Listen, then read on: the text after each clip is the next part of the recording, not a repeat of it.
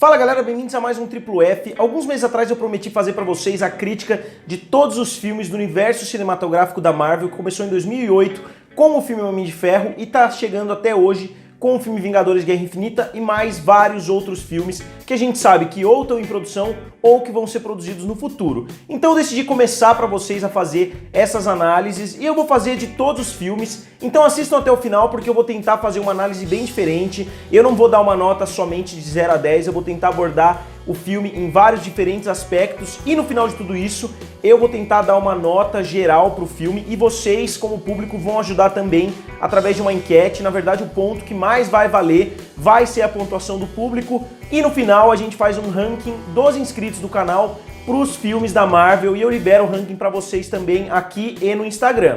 E eu também não vou abordar muito a parte produtiva, a parte da produção dos filmes, e sim vou focar mais em cada um dos filmes individualmente. Eu já fiz uma abordagem um pouquinho mais dessa parte de produção em vídeos a respeito do universo cinematográfico da Marvel como um todo, como que o universo foi criado, e se vocês não assistiram ainda, eu vou colocar o link dele aqui no canto também. Então, começando, obviamente, do começo, eu vou começar do filme Homem de Ferro 1, que foi o filme que conseguiu trazer Robert Downey Jr. para estrelar esse filme do Jon Favreau. Robert Downey Jr. surpreendeu todo mundo, e eu me surpreendi também, porque já fazia algum tempo que eu não assistia o filme Homem de Ferro 1, e eu me surpreendi com a qualidade do filme, com a qualidade das atuações e até mesmo com a qualidade dos efeitos especiais presentes no filme. O filme conta a história do Tony Stark, que é um órfão gênio bilionário que toma conta da empresa dos pais, e qualquer semelhança entre ele e o Batman é mera coincidência, e eu ainda acho esse o melhor filme de origem da Marvel, juntamente com o filme do Pantera Negra. O Robert Downey Jr., como eu falei, se encaixou perfeitamente no papel do Tony Stark,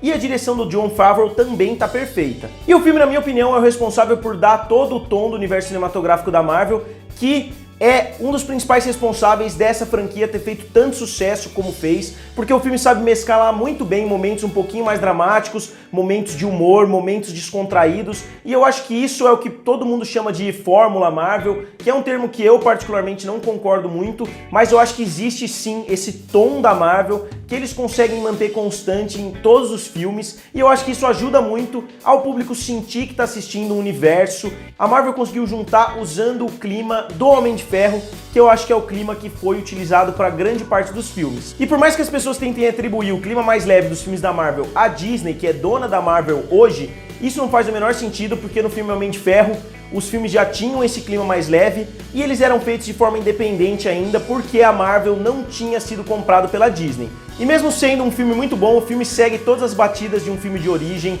Tem o órfão, tem a experiência traumática que acabou transformando ele num herói. Nesse caso, ele é capturado por um grupo terrorista que força ele a fazer armas, ele vê as armas que a empresa dele produz, matando várias pessoas. Eu não sei o que ele imaginava antes disso, que as armas dele eram produzidas para quê, mas ele vê que as armas dele estão sendo vendidas para outros países e que esses grupos terroristas estão utilizando a tecnologia que ele mesmo produz. E uma das maiores diferenças entre esse filme e vários outros filmes de herói é justamente o final, que mudou praticamente todo o universo Marvel também depois disso.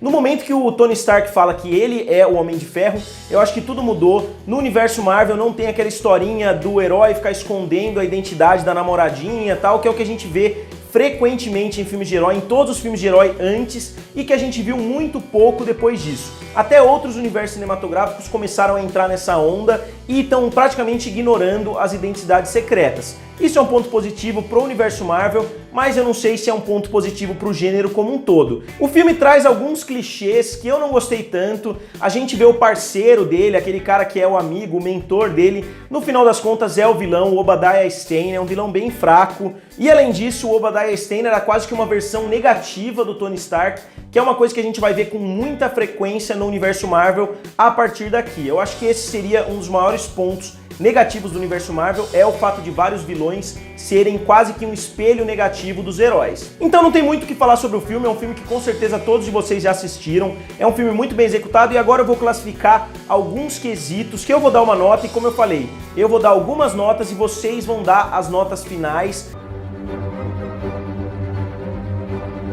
O primeiro quesito na minha lista é a direção dos filmes. Como eu disse, o filme é extremamente bem dirigido pelo Jon Favreau, que eu acho que também, além do filme ter sido uma inspiração para todo o universo, o Jon Favreau, como o diretor, também foi uma escolha que o Kevin Feige tentou replicar várias outras vezes com outros diretores menores que ele deu uma baita grana pro cara produzir um blockbuster. A gente vê em outros universos que eles tentam pegar diretores que já têm renome, diretores que já estão acostumados a fazer filmes de grande porte, e às vezes isso não dá tão certo quanto você pegar um diretor mais independente, um diretor que fez trabalhos menores e dá bastante dinheiro, dá liberdade para ele trabalhar e mesmo assim manter ele dentro dos padrões da empresa. Então, para a direção do Jon Favreau, eu dou uma nota 8.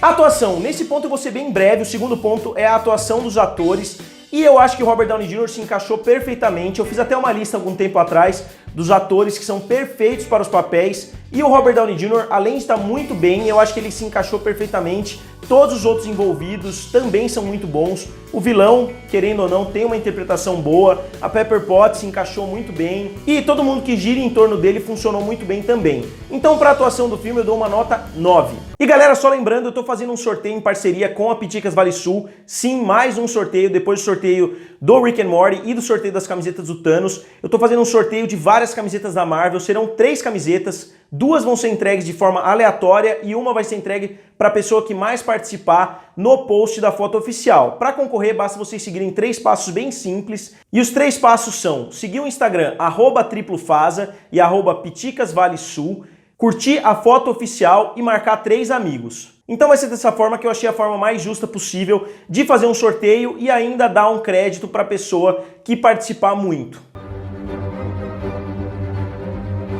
Originalidade e roteiro. Nesse quesito eu tentei misturar 2 coisas diferentes, o quanto o filme conseguiu ser original, o quanto ele conseguiu incluir coisas novas no gênero. E sendo o primeiro filme desse universo Marvel, tendo sido um dos filmes mais arriscados, que antes disso a gente só tinha visto praticamente filmes de grande orçamento do Batman, do Superman e do Homem-Aranha e alguns filmes do X-Men, que são os 4 maiores títulos dos quadrinhos, os 2 maiores da Marvel e os 2 maiores da DC. Uma vez ou outra tinha um Blade perdido, tinha alguns outros filmes espalhados. O Homem de Ferro foi um dos primeiros a fugir desses grandes títulos. E o filme foi bem arriscado, o filme trabalha até uma história um pouquinho batida, de história de origem, mas o filme conseguiu trazer também um tom diferente do que a gente tinha visto antes, então eu dou pro roteiro e originalidade 8,5 pontos. Depois eu vou analisar o quesito ação e CGI, ou seja, ação e efeitos especiais.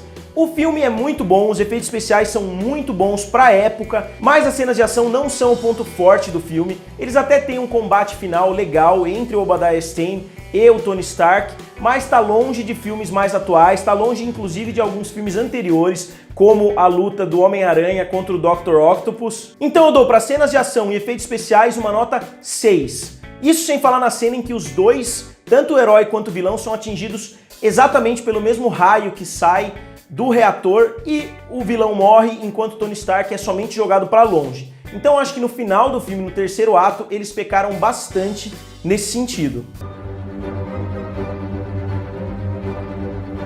Depois coloquei o quesito história do herói. Eu vou abordar isso aqui rapidamente, porque é uma coisa que eu acho importante. Muitos filmes podem ser muito bons, mas não desenvolver muito bem o seu herói ou o seu vilão. Por isso eu vou incluir esses 2 quesitos aqui nas minhas análises. E a história do herói, a história do Tony Stark foi bem caprichada. A gente vê que ele tem realmente uma experiência traumática quando ele é sequestrado. É uma experiência que ele passa durante o filme, que não é uma experiência em flashbacks, que eu acho que teria sido pior pro filme. E a gente vê uma clara evolução do personagem do começo ao fim. Ele é uma pessoa completamente diferente, além do fato dele ter criado os próprios poderes, ele ter criado aquela armadura na caverna. Então, para a história do herói no filme Homem de Ferro, eu dou uma nota 8. E o próximo quesito é o vilão. Como eu falei, eu vou analisar também a história do vilão. O Obadiah Stane é um vilão bem fraco, é um vilão bem abaixo das expectativas para um filme desse porte, então por isso eu dou 5,5.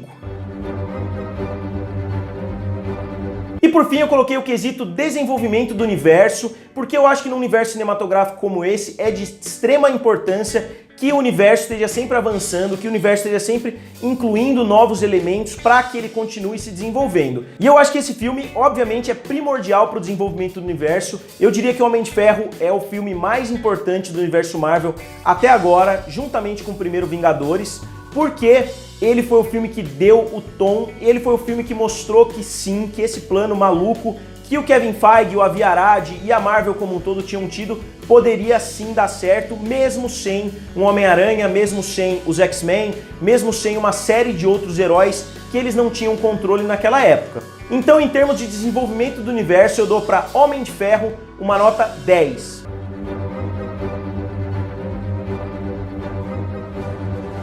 Então, galera, essa foi minha breve análise do filme Homem de Ferro. Como vocês viram, eu tô filmando de uma maneira um pouco diferente. Eu não sei se os outros vídeos vão continuar nesse formato. Digam o que vocês acharam.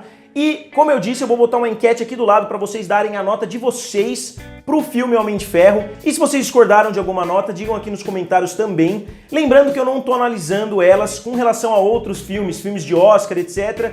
Eu tô fazendo uma análise dentro do próprio universo Marvel.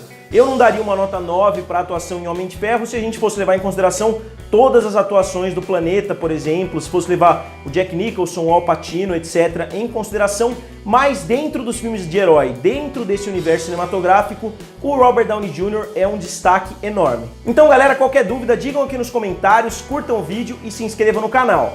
Valeu e até o Hulk!